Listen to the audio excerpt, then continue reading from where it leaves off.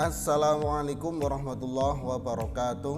Raditu billahi rabba wa bil islami dina wa bi muhammadin nabiyya wa rasula. Rabbi zidni ilma warzuqni fahma, amin ya rabbal alamin.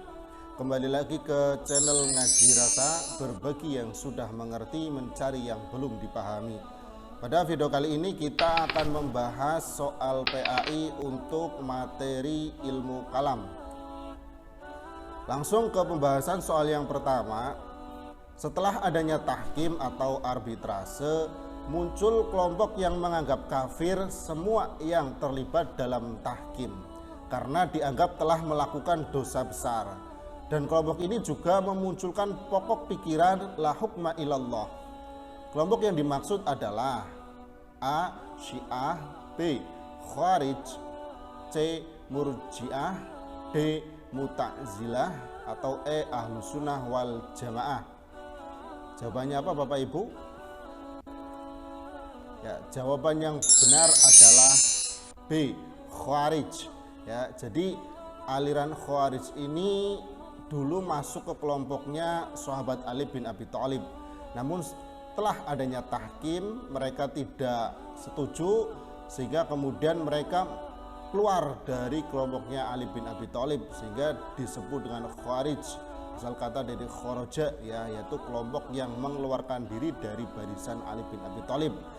Nah, pokok pikiran aliran Khawarij ini la hukma ilallah, tidak ada hukum kecuali hukumnya Allah, sehingga menganggap kafir orang yang terlibat dalam tahkim. Nah, untuk tokoh-tokoh Khawarij ini ada Abdullah bin Wahab ar-Rasyidi, ada Urwah bin Hudair, dan lain sebagainya. Lanjut ke pembahasan soal yang nomor 2. Berbeda dengan Khawarij, kelompok ini tidak menganggap kafir orang-orang yang terlibat dalam tahkim. Dan mereka berpendapat bahwa persoalan tahkim penyelesaiannya akan ditunda sampai di hari perhitungan nanti di akhirat. Dengan alasan keimanan merupakan keyakinan seseorang dan tidak ada kaitannya dengan perbuatan. Kelompok yang memiliki pendapat seperti ini adalah kelompok A. Khawarij, B. Syiah, C. Mu'tazilah, D. Murji'ah, dan E. Ahlus Sunnah wal Jamaah. Jawabannya apa Bapak Ibu? Jawaban yang betul adalah B, yaitu Murji'ah. Ini lawan dari Khawarij. Kalau Khawarij itu berpendapat yang terlibat dalam tahkim itu kafir, kalau Murji'ah itu masih muslim, karena keimanan seorang itu tidak tergantung dengan perbuatannya. Dan kelompok Murji'ah ini menganggap bahwa penyelesaian orang-orang yang terlibat tahkim ini antara Ali bin Abi Thalib dan Muawiyah bin Abi Sufyan ini diselesaikan nanti di akhirat. Ini kelompok kedua. Nah, tokoh-tokoh aliran Murji'ah ini ada Abu Hasan Asy-Syalihi dan Yunus bin An-Namiri dan lain-lain. Dan untuk soal yang nomor 3, golongan yang muncul sebagai respon persoalan teologis yang berkembang di kalangan Khawarij dan Murji'ah akibat adanya peristiwa tahkim. Golongan ini memiliki pendapat yang berbeda dengan golongan Khawarij dan Murji'ah tentang pemberian status kafir kepada yang berbuat dosa besar. Golongan yang dimaksud adalah A.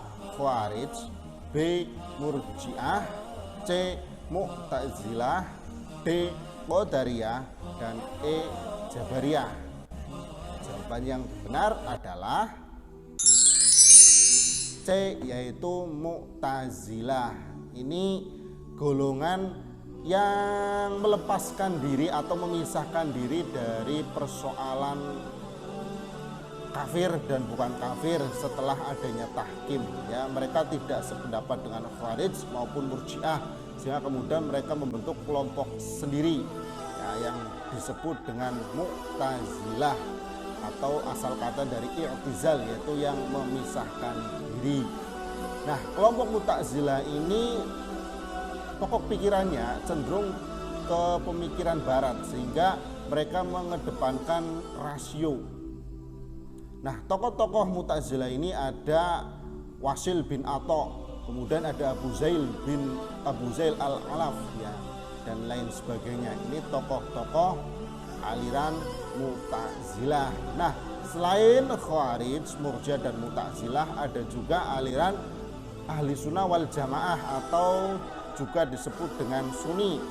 Nah, aliran Ahli Sunnah wal Jamaah ini juga dibagi menjadi dua. Yang pertama, aliran Asy'ariyah yang didirikan oleh Abul Hasan al-Asy'ari. Ya, ini diambil dari kata al-Asy'ari, kemudian disebut aliran Asy'ariyah. Nah, Abul Hasan al-Asy'ari ini awalnya adalah ikut kelompok Mu'tazilah. Kemudian karena ada perbedaan pendapat, kemudian dia memisahkan diri, kemudian membentuk aliran tersendiri, yaitu aliran Ahlussunnah wal Jamaah yang berpegang teguh pada i'tiqadnya Rasulullah dan para sahabat. Nah, Abul Hasan al-Asy'ari ini cenderung ke mazhabnya Imam Syafi'i. Kemudian aliran Ahlussunnah wal Jamaah yang kedua yaitu aliran Maturidiyah yang didirikan oleh Abu Mansur al-Maturidi. Kalau Abu Mansur al-Maturidi ini lebih condongnya ke mazhab Imam Abu Hanifah. Lanjut ke pembahasan soal yang nomor 4. Kelompok ini memiliki keyakinan bahwa segala perbuatan manusia telah ditentukan sejak dulu oleh qada dan qadarnya Allah. Dan setiap perbuatan yang dikerjakan manusia tidak berdasarkan atas kehendak manusia itu sendiri, akan tetapi telah diciptakan oleh Allah, dan dengan kehendaknya manusia tidak mempunyai kebebasan dalam berbuat, atau dalam kata lain manusia mengerjakan perbuatan dalam keadaan terpaksa atau majbur. Nah, kelompok yang memiliki pemikiran seperti ini adalah A. Syiah, B. Mu'tazilah, C. Murji'ah, D. Qadariyah, atau E. Jabariyah. Jawaban yang betul adalah E, yaitu Jabariyah. Nah, untuk tokoh-tokoh Jabariyah ada Jahm bin Sofwan, kemudian Al-Ja'ad bin Dirham, dan lainnya. Lawan dari aliran Jabariyah yaitu aliran Qadariyah, di mana aliran Jabariyah dan Qadariyah ini lebih terfokus pokok pikirannya pada perbuatan manusia. Pada aliran Jabariyah ini manusia melakukan sesuatu dalam keadaan terpaksa atau majbur. Tapi kalau Qadariyah ini asal kata dari qadara, punya kekuatan. Jadi manusia itu punya kekuatan, punya kekuasaan untuk mengatur perbuatannya sendiri, tidak semata-mata ditentukan oleh Allah. Ini lawan dari aliran Jabariyah. Kemudian lanjut untuk pembahasan soal nomor 5. Salah satu pembagian sifat wajib Allah adalah sifat salbiyah, yaitu sifat-sifat yang hanya dimiliki oleh Allah. Berikut yang termasuk sifat salbiyah Allah adalah A. Wujud, kitam, baqa, mukhalafatul lil hawadisi, dan qiyamuhu binafsihi. B. Kitam, baqa, mukhalafatul lil hawadisi, qiyamuhu binafsihi, dan wahdaniyah. C. Baqa, mukhalafatul lil hawadisi, qiyamuhu binafsihi, wahdaniyah, dan qudrat. D. Mukhalafatul lil hawadisi, qiyamuhu binafsihi, wahdaniyah, qudrat, iradat. Dan E. Qiyamuhu binafsihi, wahdaniyah, qudrat, iradat, dan ilmu. Kira-kira yang termasuk dalam sifat salbiyah itu yang mana? Jawaban yang tepat adalah B. Qidam, baqa, mukhalafatul lil hawadithi, qiyamuhu binafsihi, dan wahdaniyah. Kita bahas satu persatu. Untuk yang pertama, ya, sifat wajib Allah yang 20 itu dibagi menjadi 4. Yang pertama ada sifat nafsiyah, yaitu sifat yang berhubungan dengan zatnya Allah. Ini cuma ada satu, yaitu wujud. Kemudian yang kedua sifat salbiyah, tadi dalam soal ada 5. Hitam, baqa, mukhalafatul lil hawadisi, qiyamuhu binafsi, dan wahdaniyah. Kemudian yang ketiga adalah sifat ma'ani, yaitu sifat-sifat yang berhubungan dengan perbuatan Allah. Sifat ma'ani ini ada 7, mulai dari qudrat, iradat, ilmu, hayat, sama, basar, kalam.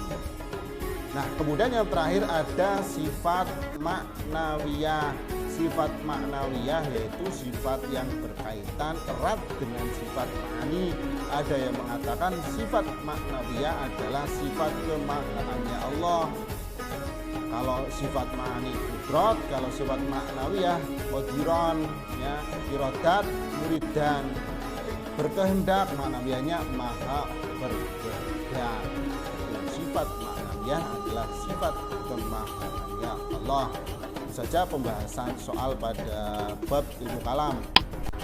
Jangan lupa sedekah subscribe dan silakan share video ini agar banyak yang bisa mengambil manfaatnya. Kurang lebihnya mohon maaf. Assalamualaikum warahmatullahi wabarakatuh.